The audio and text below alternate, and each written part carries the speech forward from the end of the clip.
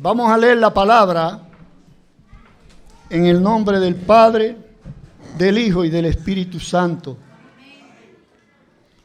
Mas vosotros sois linaje escogido, real sacerdocio, nación santa, pueblo adquirido por Dios, para que anunciéis las virtudes de aquel que os llamó de las tinieblas a su luz admirable. Vosotros, que en otro tiempo no erais pueblo, pero que ahora sois pueblo de Dios, que en otro tiempo no habíais alcanzado misericordia, pero ahora habéis alcanzado misericordia. Oramos. Padre, gracias por tu presencia en nuestros medios. Sabemos, como hemos dicho, que donde dos o más se reúnen en tu nombre, tú te haces presente, y aunque el ojo humano no te vea, tu Espíritu está dirigiendo en esta noche esta reunión de amor alrededor de tu persona maravillosa. Se han hecho cosas preciosas, lindos cánticos, pero ahora ha llegado el momento, Señor, de la exposición de tu palabra.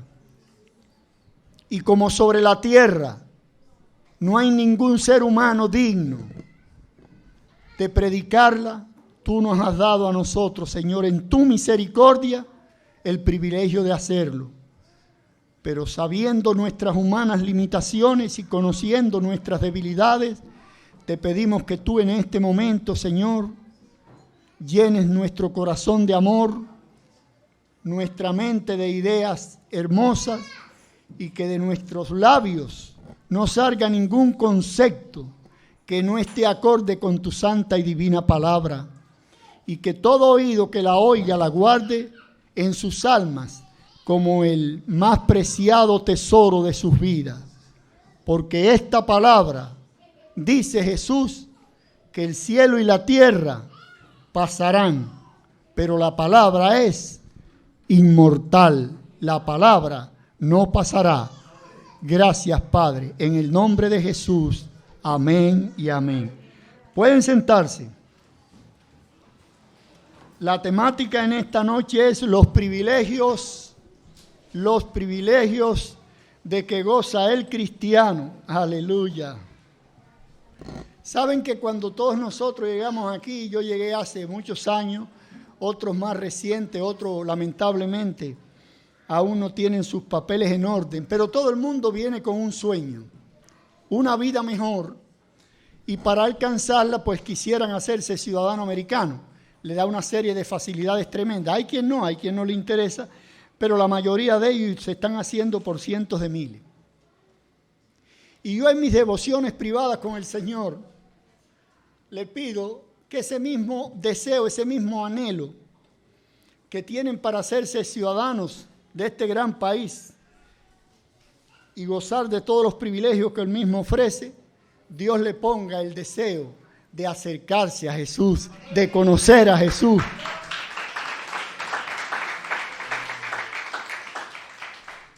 Y les habla quien tiene 4 ciudadanías, no se las puedo vender si alguno de ustedes no tiene. Nací en Cuba, por lo tanto soy ciudadano cubano, ¿verdad que sí? Uno es ciudadano de donde nace. Fui a España y por mis padres ser ciudadano español me tocó la ciudadanía española. Está bueno, van 2. Al llegar a los Estados Unidos en 5 años me hice ciudadano americano. ¿Cuántas tengo? 3. Y después me enteré al hacerme cristiano que tengo una más valiosa que todas ellas, en el cielo. La más preciada para mí es la ciudadanía celestial, porque esa no me la quita nadie. Las otras me la dieron los hombres, pero esa me la dio Dios y la gozo y la vivo y la disfruto y me la llevo conmigo cuando me vaya de estos lares. Pero volvamos a la temática que nos ocupa. Decíamos, esta porción bíblica la escribió un ancianito llamado el apóstol San Pedro. En una edad avanzada, había tenido durante su vida después que conoció al Señor una vida de una entrega total, completa. Él vivía para su Dios. para su Señor. En un día en que él estaba pescando, se le apareció Jesús a la orilla en la costa. Evidentemente se conocían. Jesús le dijo: préstame la barca. El todopoderoso Dios pidiendo algo prestado. ¿Qué les parece? Pedro le cedió la barca, arengó a todo el mundo, le habló palabra de vida. Y cuando terminó, le dijo a Pedro que fuera a pescar. Y él y sus compañeros le dijeron: Señor, pero si llevamos pescando toda la noche y no pudimos pescar nada. Escuchen, toda una noche pescando y no se puede pescar nada. ¿Cuántas veces en nuestras vidas empleamos años para conseguir algo y no lo conseguimos? Y un buen día, cuando le place a Dios, ese día viene a nuestra vida aquello por lo que tanto luchamos. El apóstol fue obediente, hizo lo que le dijo el maestro, tiró las redes. ¿Y qué pasó? Que cuando las jalaron, no podían con ella de tantos peces que habían cogido.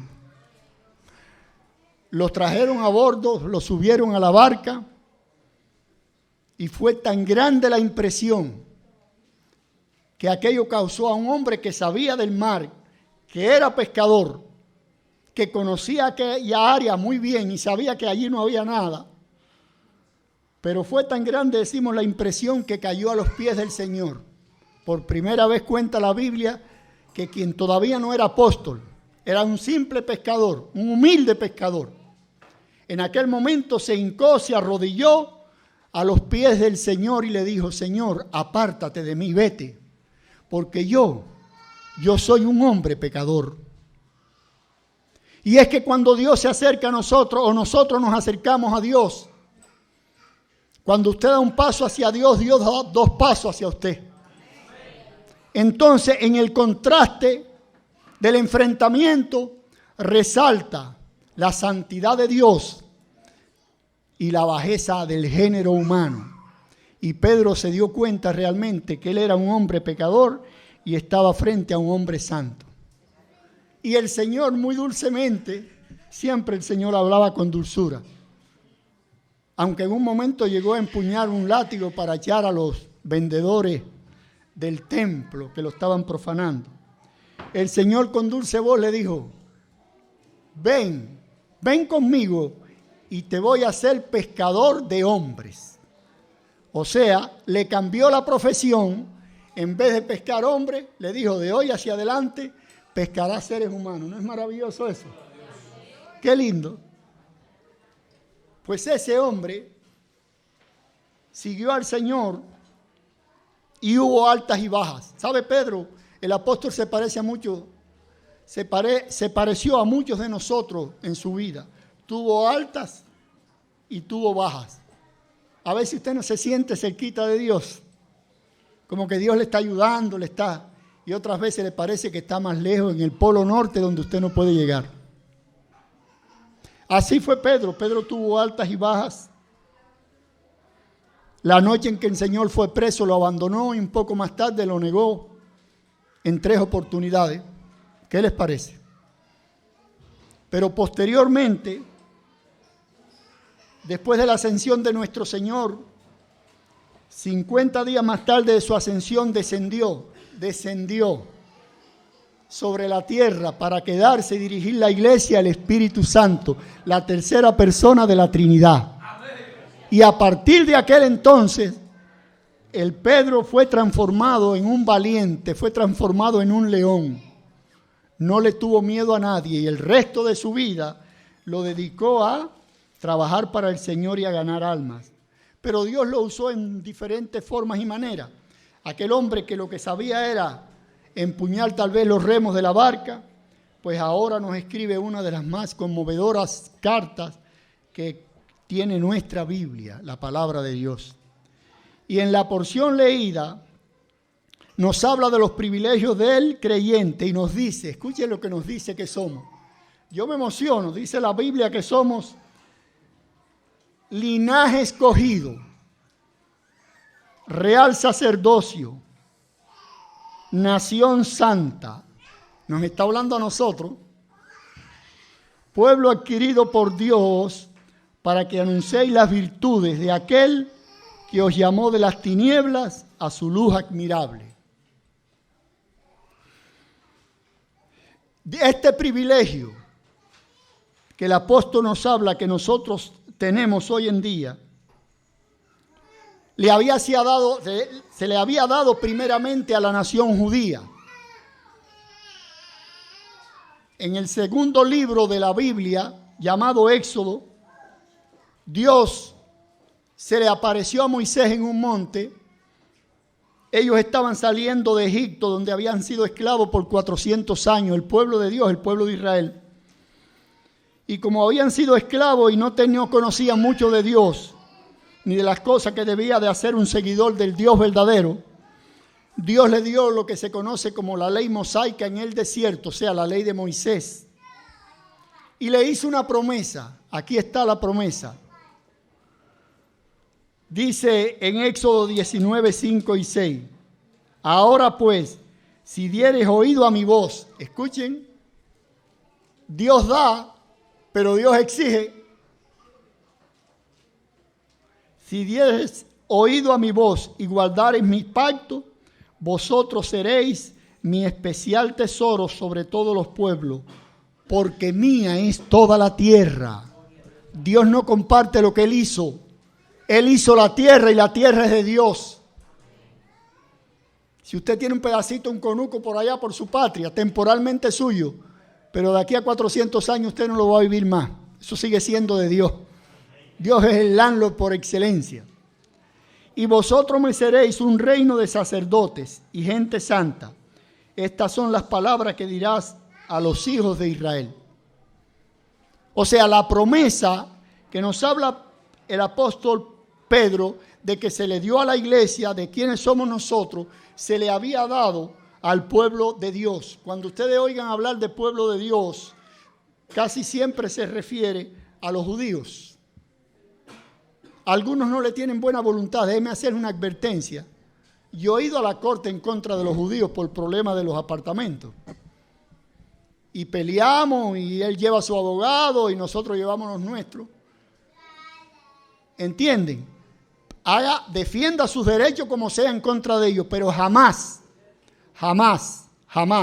se le ocurra maldecir a un judío. Pelee con él, defiéndase sus derechos, pero no, porque la sentencia de Dios dice que el que lo maldiga, maldito será. Y el que los bendiga, bendecido será por Dios.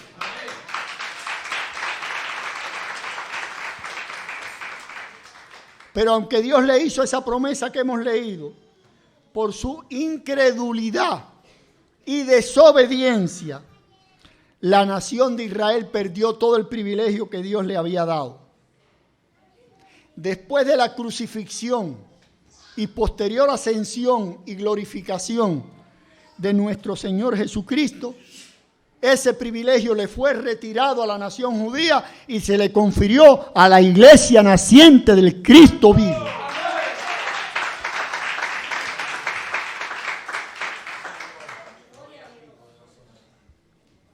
Qué lindo, ¿verdad que sí? Ellos tuvieron a poco la advertencia divina, se dieron a la idolatría, se olvidaron del Dios que lo había sacado de la esclavitud después de 400 años y empezaron a adorar los ídolos que adoraban los pueblos paganos a donde iban. Los pueblos que tenían muchos dioses, en cada esquina había uno de ellos. Pero dice la santa palabra leída que como nosotros hemos venido a ocupar el lugar que ellos dejaron por su incredulidad y su idolatría, nosotros hoy somos el linaje escogido de Dios.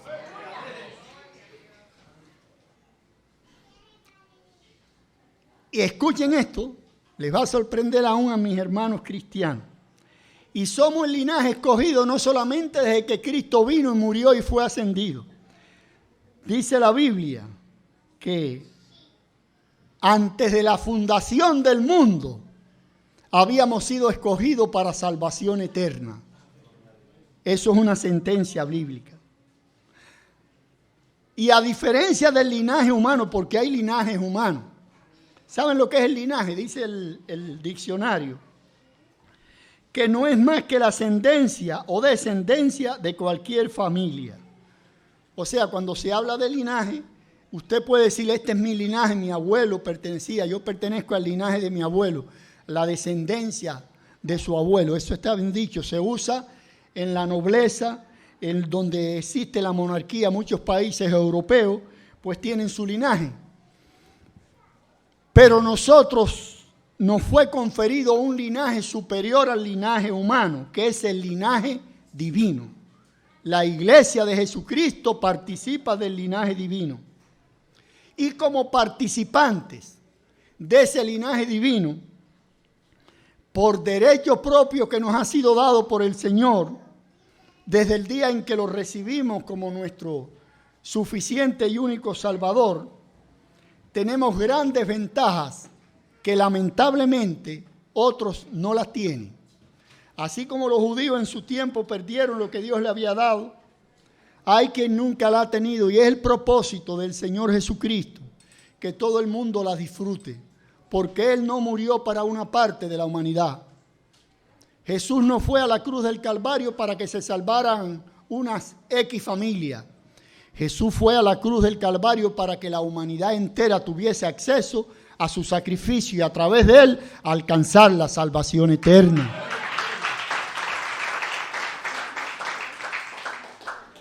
Y ese pertenecer a ese linaje divino, o sea, pertenecemos realmente a dos linajes combinados, el humano, yo soy humano, pero al mismo tiempo, por ser hijo de Dios, pertenezco al linaje divino. Porque nosotros cuando nos reunimos, esto es un misterio que a lo mejor ustedes no han oído mucho, en nuestra cultura decíamos, me voy para la iglesia, ¿verdad? Usted iba al templo, esto es el templo. Y Jesús, que se sepa, nunca hizo una casita.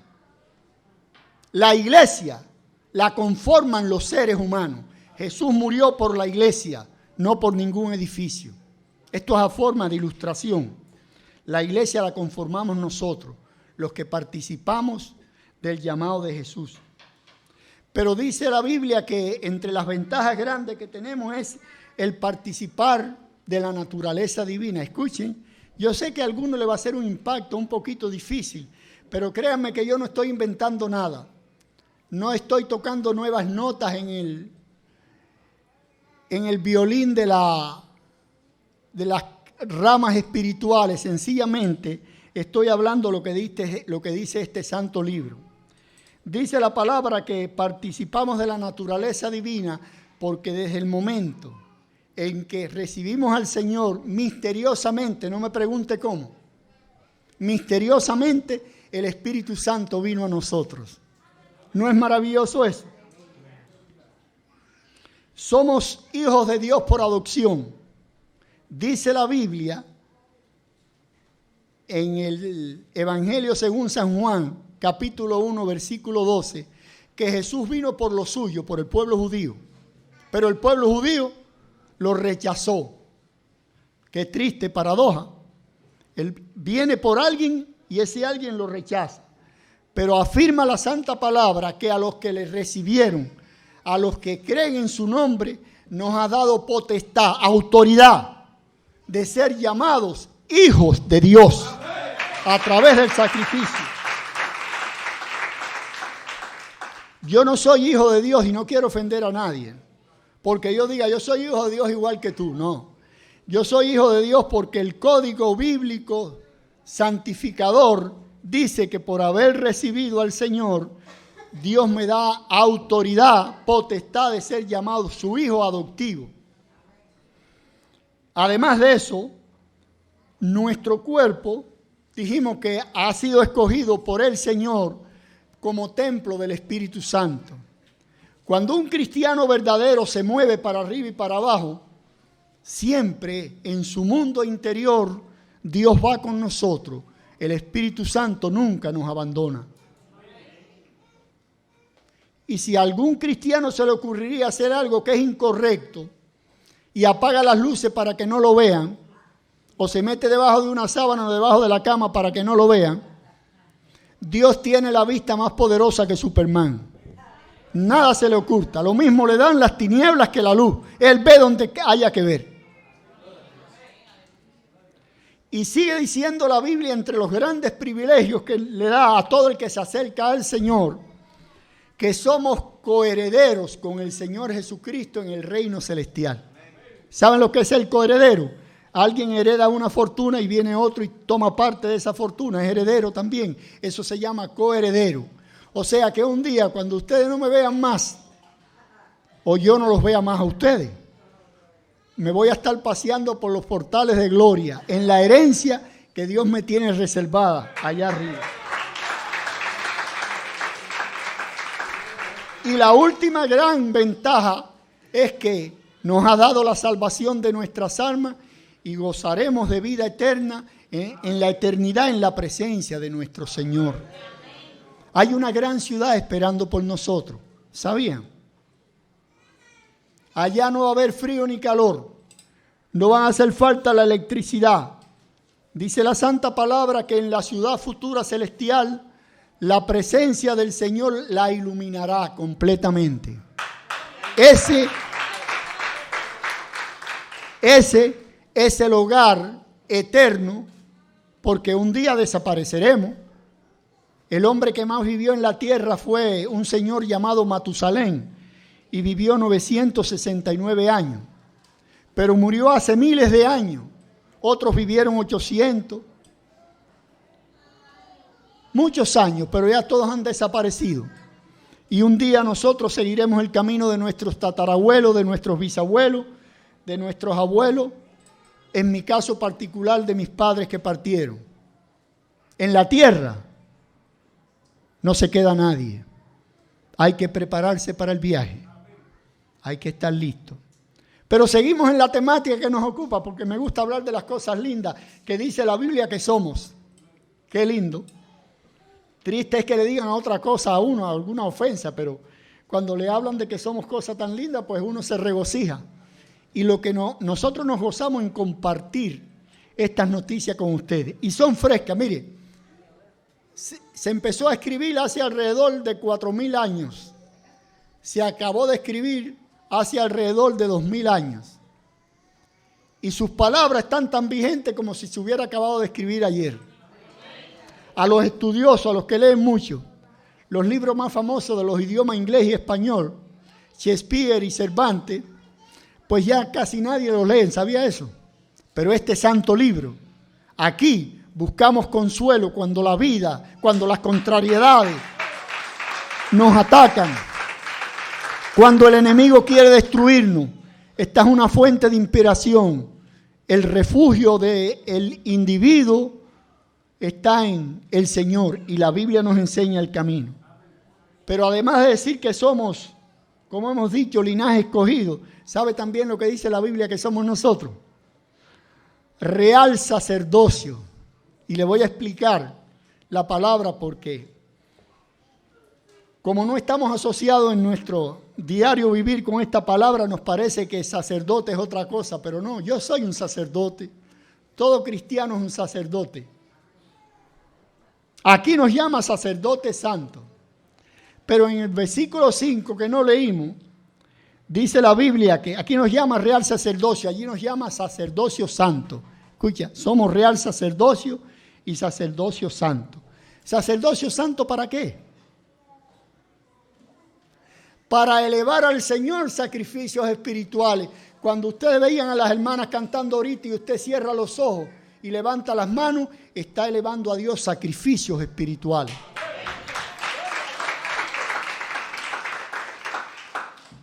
Y el sacrificio espiritual, el único que lo puede llevar a cabo, desarrollar, son los sacerdotes. Eso nos ha hecho el Señor a nosotros. Y además de esto somos real sacerdocio, porque como sacerdotes reales nos corresponde la responsabilidad de hablar de las virtudes de Jesucristo a la humanidad irredenta, a quien no lo conoce. Esa es la ventaja. El sacerdocio santo eleva sacrificios espirituales. El real sacerdocio se ocupa de evangelizar al mundo. ¿No es maravilloso eso? Y por último nos dice que somos nación santa. ¿Cuántas cosas lindas nos dice la palabra que somos nosotros? Porque el propósito original de Dios en la nación primera que Él escogió, que fueron los judíos. Aunque permítaseme aclarar algo que a veces surge en las discusiones, en los seminarios y en los institutos donde se estudia profundamente. Dios no escogió a una nación, Dios escogió a un hombre que se llamó Abraham, y de ese hombre descendió una nación, la nación judía. Para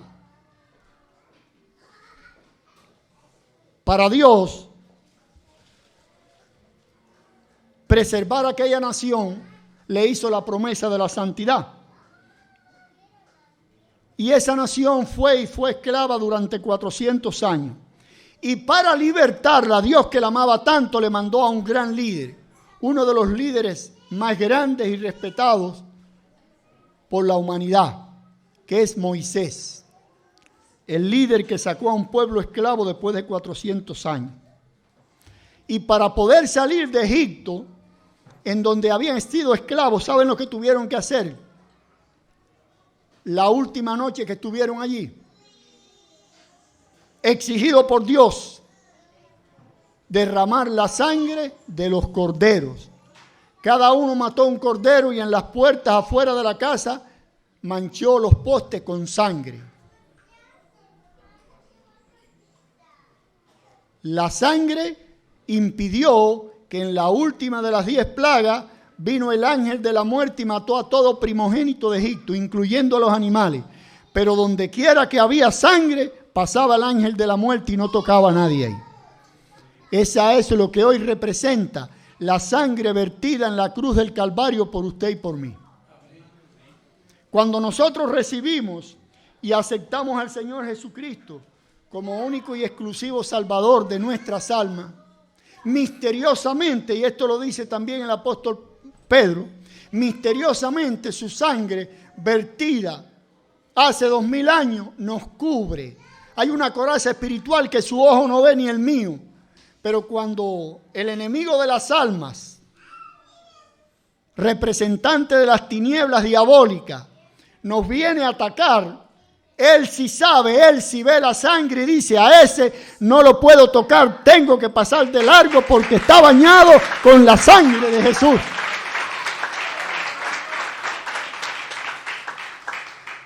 Los cristianos, pues, resumiendo, somos algo especial para Dios. Somos posesión de Dios. La Biblia dice: de Dios es la tierra y su plenitud le pertenecen porque Él lo hizo. Y el cristiano le pertenece a Dios porque lo compró con su sangre preciosa. Es maravilloso. Algo lindo que tenemos que pensar en ello. Nos rescató cuando éramos pecadores, porque eso es lo que dice la Biblia, que Cristo murió, no murió por los santos. Él dijo, o dice en su palabra: yo he venido a buscar ¿a quién? A lo que se ha perdido. Jesús vino a buscar al perdido. Y entre los perdidos, pues estaba yo y estaba todo el mundo, la humanidad, porque dice este santo libro que todos pecamos y estamos destituidos de la gloria de Dios. Todo. No se crea que usted es un santico, que no ha hecho nada porque no ha asaltado ningún banco, no ha hecho cosas desagradables, no importa. Si ha vivido en santidad desde el primer día que nació y hoy tiene 50 años y nunca ha cometido un pecado, nunca le ha venido un pensamiento malo a la cabeza, muy difícil. Nunca ha mirado lo que no debió haber mirado, más difícil todavía. Aunque haya vivido completamente en santidad y muere, no entra al cielo, porque al cielo solo se entra a través del sacrificio de Jesucristo. Por eso en este día, y viendo una iglesia tan hermosa, y a los amigos que por primera vez comparten con nosotros, nosotros sentimos regocijo en nuestras almas. Nos sentimos alegres, como ustedes cuando van a su casa a alguna visita, ¿verdad que la reciben con amor? Están contentos. Esta es la casa de Dios, la casa nuestra, y nosotros se la ofrecemos a ustedes.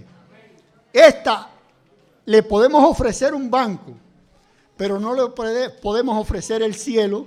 Esa decisión es suya. Al cielo solo se entra a través de Jesús. Él lo dijo, no lo decimos nosotros. Yo soy el camino, qué lindo, la verdad y la vida. Y nadie va al Padre sino a través de mí. Yo no quiero ofender sensibilidades, pero si usted tiene algún Dios que no es el Dios que hizo el cielo y la tierra y usted se arrodilla y usted le pide, esta noche le damos la oportunidad porque busque al Dios verdadero, al Dios que le puede sanar, al Dios que le puede levantar.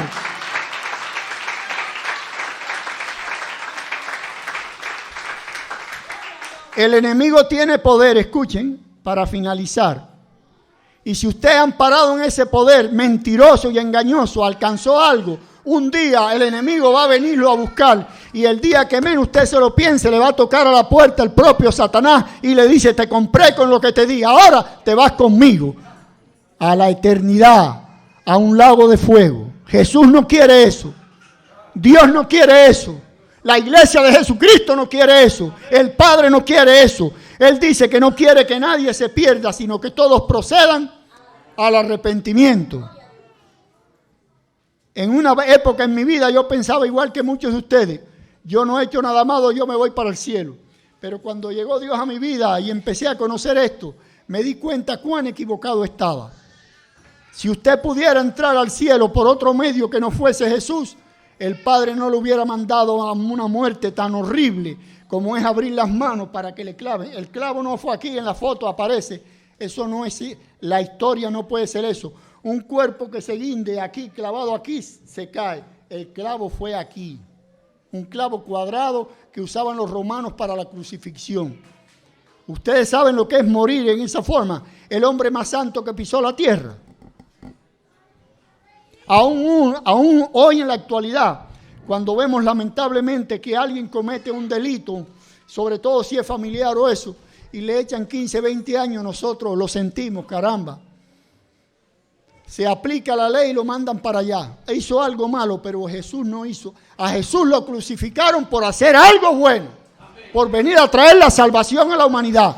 Y lo crucificaron los que no querían la salvación, pero nosotros sí la quisimos. Y yo sé que ustedes la quieren.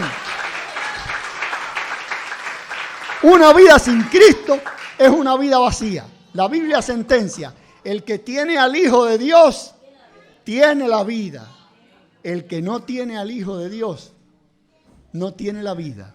Y esta noche le damos la oportunidad de que usted se apropie de Él y lo haga suyo para el resto de su vida. Vamos a ponernos de pie.